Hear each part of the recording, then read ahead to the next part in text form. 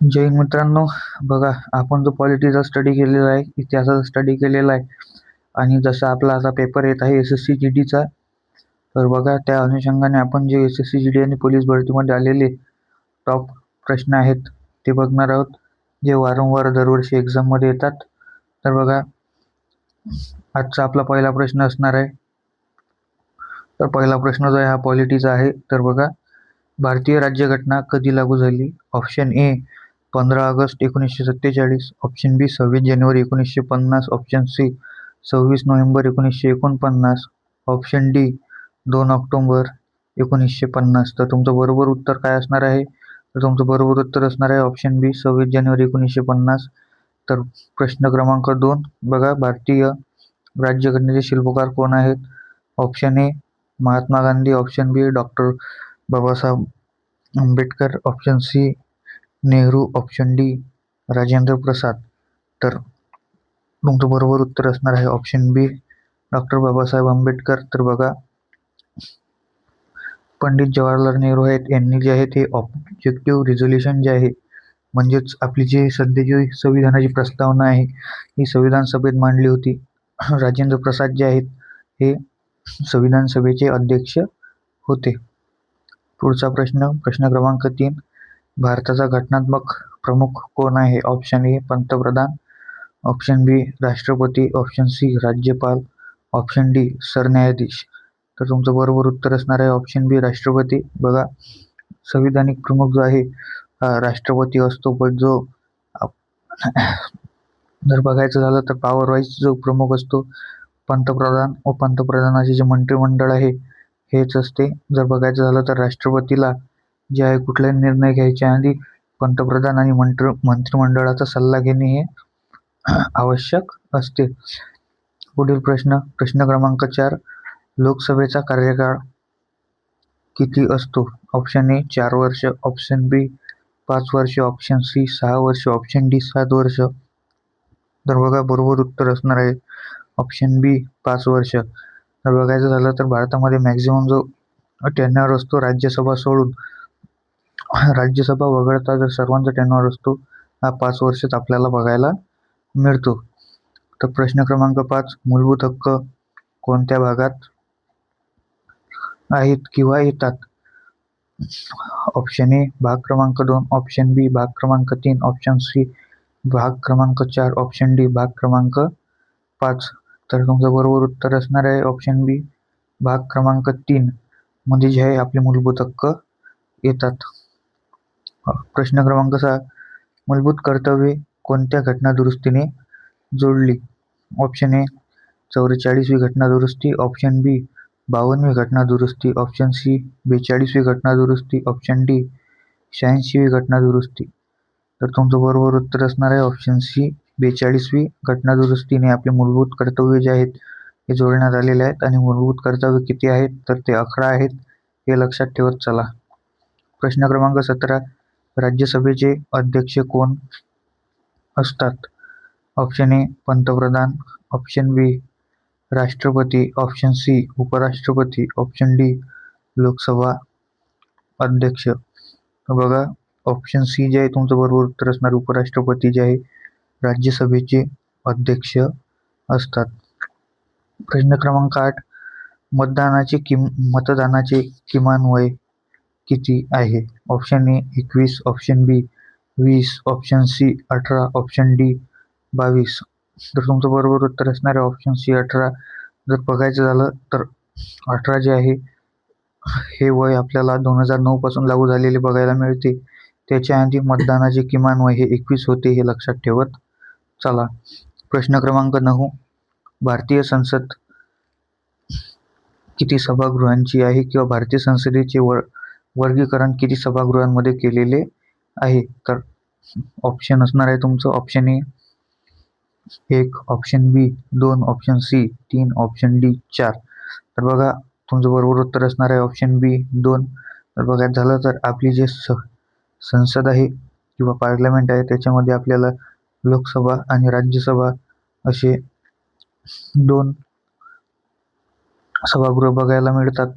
व जर त्याची रचना विचारल्यास तर त्याची रचना जी आहे ही त्रिस्तरीय रचना आहे. त्याच्यामध्ये जे राज्यसभा, लोकसभा आणि राष्ट्रपती सुद्धा समाविष्ट होतात. प्रश्न क्रमांक 10. संसदीय शासन पद्धती भारताने कोणत्या देशाकडून घेतलेली आहे किंवा स्वीकारलेली आहे? तर option A America, option B Britain, option C France, option D Russia. तुमचं बरोबर उत्तर असणार आहे ऑप्शन बी ब्रिटन या देशाकडून आपण जे आहे संसदीय शासन पद्धती स्वीकारलेली आहे. प्रश्न क्रमांक 11. बघा, प्रश्न इतिहासाचे चालू झालेले आहेत आता. 1857चा उठाव कुठून सुरू झाला? Option A Delhi, option B Meerut, option C Kanpur, option D झाशी.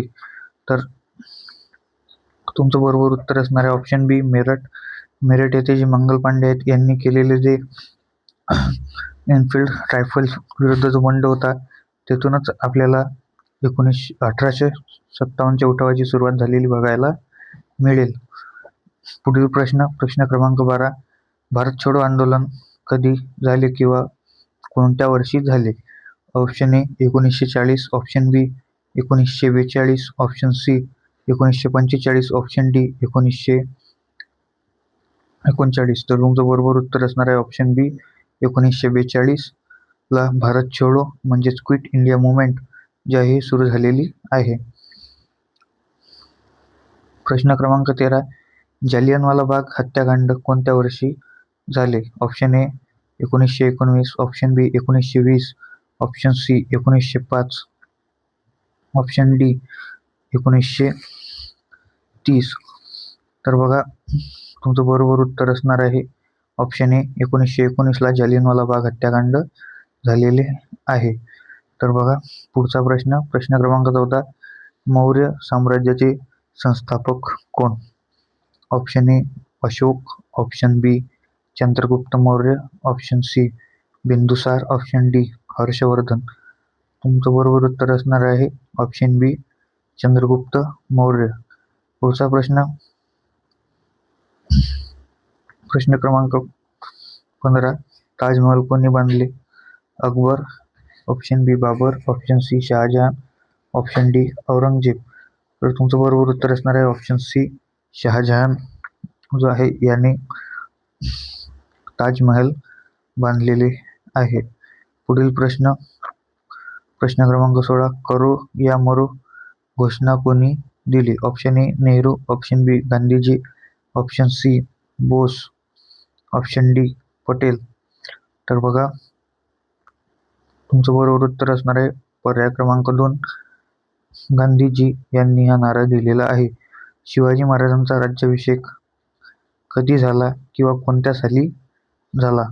तर option A 1670, option B 1674, option C 1680, option D 1666.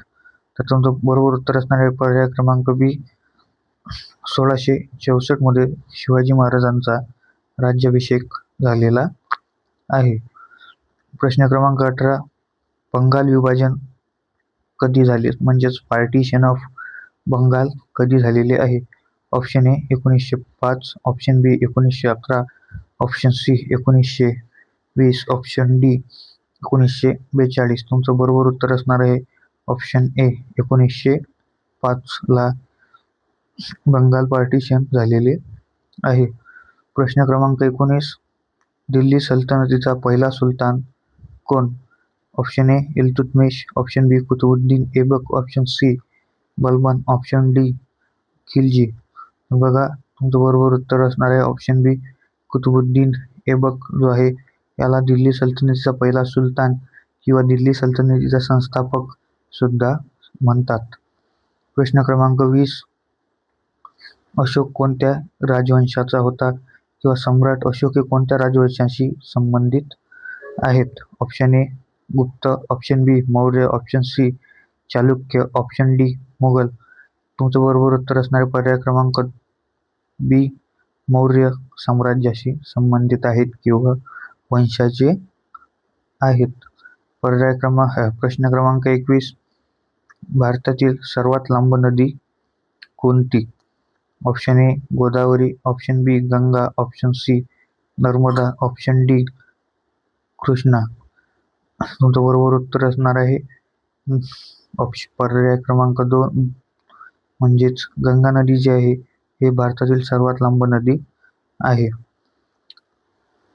प्रश्न क्रमांक 22 भारतातील सर्वात मोठे राज्य म्हणजे कुठल्या आधारावर? तर बघा, याच्यामध्ये तुम्हाला जे आहे क्षेत्रफळाच्या आधारावर विचारले आहे, हे तुम्हाला लोकसंख्येच्या आधारावर सुद्धा विचारले जाऊ शकते. तर बघा, पर्याय क्रमांक 1 महाराष्ट्र, पर्याय क्रमांक 2 राजस्थान, पर्याय क्रमांक 3 मध्य प्रदेश, पर्याय क्रमांक 4 उत्तर प्रदेश. तर तुमचं बरोबर उत्तर असणार आहे पर्याय क्रमांक 2 राजस्थान जे आहे हे क्षेत्रफळाने सर्वात मोठे राज्य आहे. आणि जर तुम्हाला लोकसंख्येच्या आधारावर विचारले गेले तर तुमचे उत्तर जे बरोबर असणार आहे ते असणार आहे डी, म्हणजेच उत्तर प्रदेश जे आहे हे लोकसंख्येच्या आधारावर म्हणजेच लोकसंख्येच्या हिशोबाने भारतातील सर्वात जास्त लोकसंख्या उत्तर प्रदेशमध्येच आहे.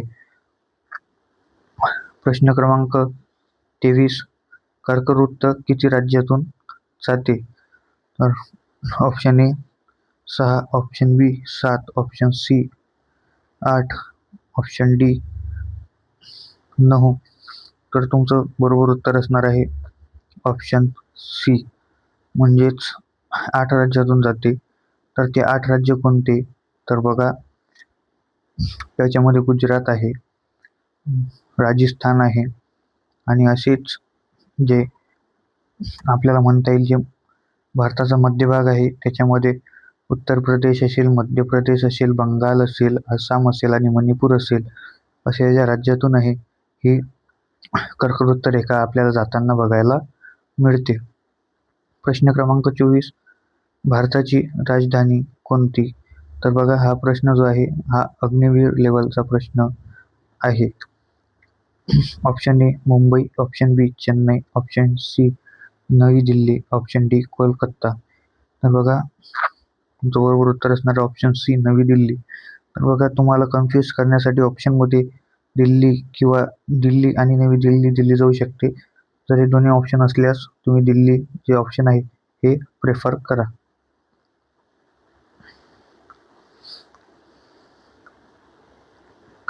प्रश्न क्रमांक 25 बघा, पृथ्वीचा उपग्रह कोणता? तर ऑप्शन ए मंगळ, ऑप्शन बी चंद्र, ऑप्शन सी शुक्र, ऑप्शन डी सूर्य. तर तुमचं बरोबर उत्तर असणार आहे ऑप्शन बी चंद्र जो आहे हा पृथ्वीचा उपग्रह आहे. बघा, आजच्या लेक्चरमध्ये आपण जे आहे 25 प्रश्न जे आहेत जे वारंवार व्हेरियस एक्झाममध्ये विचारले जातात हे बघितलेले आहेत. पुढच्या लेक्चरमध्ये आपण आणखी 25 प्रश्न बघणार आहोत. तर भेटू नेक्स्ट लेक्चरमध्ये. जय हिंद, जय भारत.